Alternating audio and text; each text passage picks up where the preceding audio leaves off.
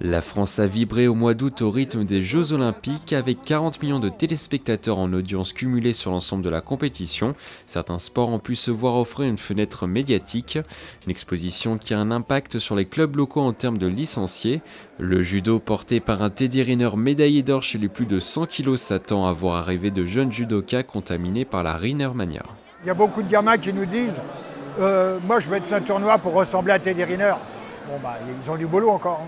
Autre sport boosté par les JO, la boxe. La France a collecté 6 médailles dont 2 en or pendant cette Olympiade. Tony Yoka, originaire des Yvelines, est devenu une superstar de la discipline. Le Boxing Club de Saint-Quentin en Yvelines s'attend à accueillir 40% de licenciés supplémentaires pour cette nouvelle saison.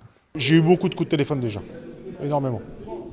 Voilà, je pense ça va être difficile vu la taille de la salle, mais on peut même doubler l'effectif qu'on a.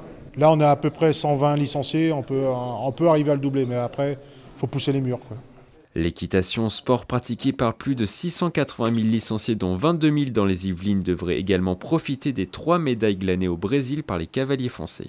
Il est très difficile à évaluer parce qu'on est déjà le 3e sport national en nombre de licenciés et le 1er chez les filles.